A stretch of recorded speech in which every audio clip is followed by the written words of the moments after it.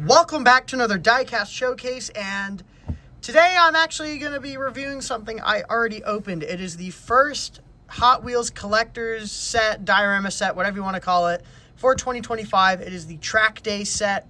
I already opened it, took a look at it, and reviewed it, but I didn't like the way the video turned out, so I'm going to re-record it.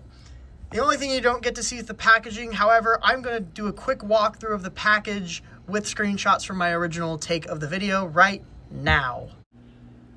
So here you can see the packaging, obviously a track day theme to it. You can see there is a racetrack background. There is also a bunch of striping along the side, which is meant to resemble kind of a racetrack. Here you can see the back. You can see the renders of all the cars. Curious thing though is that the Supra looks to have gray wheels instead of black wheels that the actual product has. You see the other two cars there.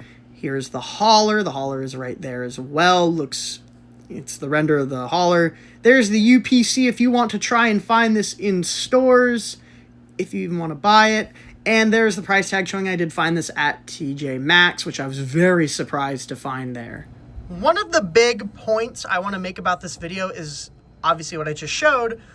I got this at a very big discount. I found this at TJ Maxx for $14.99 plus tax, so it was about $16, which is half the price that you would get it at Walmart. Walmart, these retail for $30, which I think is a bit ridiculous. I'll get into that at the end of the video, but I got this at a good discount, at a good price, at a pretty big discount, essentially a 50% discount, so I'm not super mad about spending the money on this box set because I did get it for a reduced price. And I'm just going to jump into it now. I'm going to start off with the transporter. This is the Horizon Hauler. This, I believe, is this casting debuted in 2020. It was with the Dodge Dart, the pink Dodge Dart. I think it was the last mix of Team Transport for 2020. It then got released with the Hoonigan, orange Hoonigan Volkswagen Beetle. And it was also with the, I think it was the Chevy Vega and the Summit Deco. And then 2022, it got two more releases. It was in the vintage American pickup set. And it was also with it was the Legends Tour hauler that year. And it came with the Chevy Nova. And yeah, here it is. So it has black steelies with a chrome lip. The bed is black. The base is metal and black as well. No deco at all on the bed. The back is blank. The cab is red. It says racing there. I don't know what that red text says. It's very stylized and I can't really read it.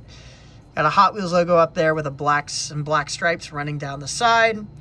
You get the door handle printed in. The grille is printed in. You get the headlights. Got the turn signals. And you have HH there for Horizon Hauler. Got some striping going down the top with some lights along the top. And yeah, this is the hauler. I am not super crazy about this hauler. I think a lot of the times I wish these box sets would just come without the hauler. And I think in this set especially, I don't think this hauler fits the theme. This definitely feels like an American style hauler. Maybe some Ford or Chevrolet vibes with this hauler. Definitely feels like a classic American hauler that you would see hauling like an old muscle car around. But it's with a set that has two Japanese cars and a German car. And to me, it feels a bit out of place. Maybe the like something like the Fleet Street or one of the flatbed haulers would have worked better, like Fleet Street or the one of those haulers of the sorts. But this is the hauler, and I'm just going to leave it at that. Not super crazy about it. All right, I'm going to get into the repeat.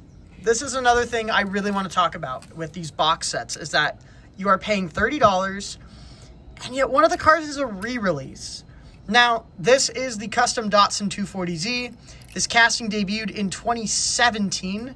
Well, actually, I think this was the first edition of it. It debuted in Cars and Donuts. In car culture, actually that's where this version comes from. It comes from the Cars and Donuts Car Culture mix from 2017, which was before Car Culture was this more premium brand. They didn't have full graphics on them. You usually got 2 to 3 tempo passes. The cards were much smaller. Now they're much bigger. And so this model comes from that era. So it's got a pearl white base, pearl white body. It's got black 4 spokes with the chrome lip, and the only deco on this is the rear, which is actually a tampo. It's not the dot matrix printing.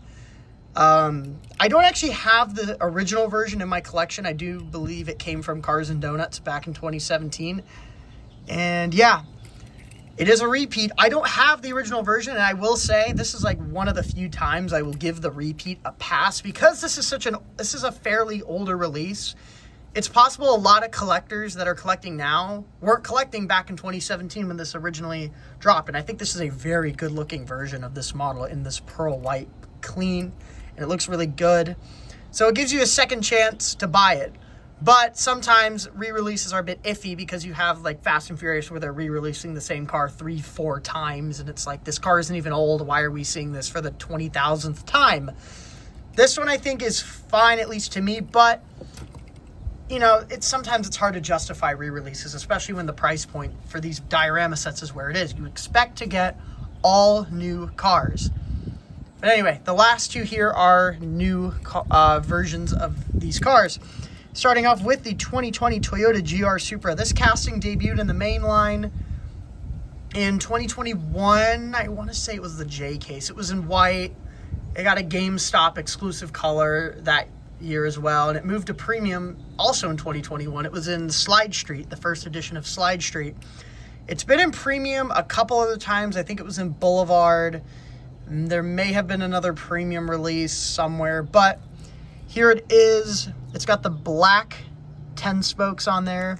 It's in a really nice dark gray. You got the Hot Wheels logo along the side here. You have the fender bolts here that run along the car. I have some red decal right there. You have the spoiler, which has an RW on there, which stands for Ron Wong, who is a Hot Wheels designer who mainly does premiums and also dabbles into other stuff, like he's done some basics, RLC, Elite 6.4. The back's got some black decals on it. It's got this Toyota Supra logo. It's got the taillights. The exhaust is printed in. Here's the other side. Got some window trim on there. Here's the front. You got the headlights. Ron Wong's initials are above the headlight right there. You have the Toyota badge. And something I think is really cool about this model and the deco is the top. You have this black, the top here is blacked out, and you have this kind of striping pattern going along the middle. If you take a closer look at the striping, it's actually Ron Wong's initials. And I think this is kind of a cool incorporation of his initials into the actual design of the car. I just think this is really cool. It's really genius. I think it just looks really cool. And I actually like this version of the Supra. I think it looks pretty good. I like the deco on it. It definitely looks pretty good, and I really like the striping on the top. And that is the Toyota Supra. This next one is my favorite car of the set. It's the main reason why I bought it. It is the Porsche 934.5. This casting debuted in 2017, I think. It says 2016, but usually the copyright date is like a year before the car actually came out. So this probably came out in 2017 in the mainline. It was a super treasure hunt in 2018, and it moved to premium in 2020. Thrill Climbers? I think it was in Thrill Climbers. It was the mix of the IDR, the RS200, the Lancia 037, and the premium debut, the Audi Sport Quattro. So that mix had a lot of new stuff, 3 new models and 2 premium debuts. The wheels on this are perfect. You have the kind of a gold lace wheel with the chrome lip. The color on this is amazing. This metal flake orange is really, really nice. I really dig it. The graphics, you got the exhaust printed there on the bottom, the Porsche logo on the top of the wing there, or the spoiler. You have some stuff printed in, like vents and stuff printed in. You got the window trim done up. You have the front with the headlights and the Porsche badge and all that stuff. And it's pretty nice. However, I will make one point. This did not come in perfect condition when I got it. It actually came with a paint chip. Now, you can't even see it really, but right there, There is a paint chip. That was chipped away. It was showing the orange paint underneath the black circle there, and you can see where the paint actually chipped away. However, if you look at it from afar, it doesn't actually look too bad because I just Sharpied over it. I patched it up with some Sharpie. I just took a Sharpie and I dabbed it on there a little bit, and I actually patched it up pretty decent. To the naked eye, it doesn't look too bad, and I can display it in my display case pretty well, and it's not like many people will notice. But flaw aside, which I was able to rectify fairly easily, and it's another point I want to make, though, is that if you're paying this much money for these models, you expect them to be in good condition, the paint be good, everything be good. And when you have little defects like that, it just kind of irritates you. Now, because I've only paid about $15 for this, well, 16 plus tax, well, 16 including tax, I wasn't super mad about it, and it was something I could easily patch. But I remember I got the BRE box set out of Walmart, and the Sentra was completely ruined. The whole, there was a big paint gash on the side with the white graphic. The white graphic was chipped on one side. It was so bad. I'm like, I just spent $30 and this car is essentially junk. It's junk. And it irked me. It irked me because I couldn't see it really well in the box set. But this R930 4.5 is the star of the set. This thing is awesome. I love it. I love the execution, how it's nice and plain. Looks great. Graphics are great. And yeah, that is the box set.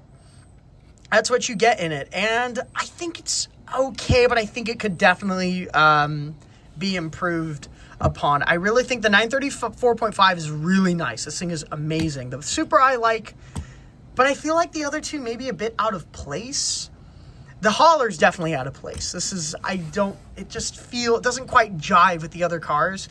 Maybe this is just, you could see at a track day as the theme of the box set is, but I don't know. I mean, maybe because this is a repeat model, it doesn't really feel as tied in with the other things, but I think it as a thematic box set, which the next two box sets coming out for 2025 definitely have cohesive themes. This one I think maybe looks a bit thrown together. I'm not sure, but overall there is still a couple good models. This Porsche is a must-have. This thing is amazing. But I also want to make a note with these diorama sets, these premium diorama sets.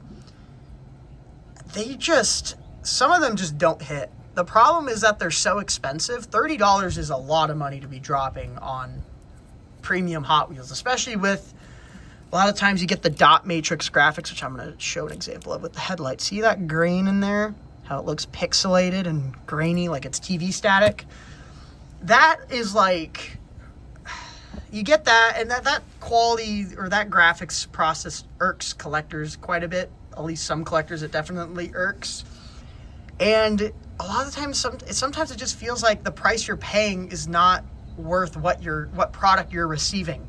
And a lot of people have made that point about Hot Wheels a lot lately, is the price seems like it's just a bit too much for what you get. And I can see that with these box sets, because there are some box sets that are not very good and they shelf form because no one wants them because the price is so high, and they sit and they sit and they sit. The Jay Leno set had the repeat of the tank car. It had the really cool Mercedes hauler that they just re-released in a regular mix of Team Transport. And then you had the other two cars, which are Fords, which no one wanted. So that set, you could still find that set at Walmart's now. And then there's that one set they did last year with the really cool Toyota Stout drift truck, which is awesome. But the rest of the set was not good. It had the Citroen hauler and the dumb speedboat no one likes. And it's actually to the point where I've seen so many of those box sets with the Toyota Stout stolen from it because no one wants to pay $30 for one car. They're just stealing the Toyota out of the box set. And so maybe I think a lot of the times they should just ditch the hauler. Just ditch the hauler, give us a fourth car. I think that would give us a little bit more value, because I feel like most collectors do not care for the hauler. And also get rid of the repeat. I want to see completely new stuff. If I'm paying $30 for a box set, I want new stuff. I think the Mattel Creations Barbie set, the Barbie Corvette 4-pack, is a perfect example of what Mattel should be doing, where it's just 4 cars, and at the time, all new, fresh cars. I think that is what they should do with these diorama sets if they want them to actually somewhat be worth the price.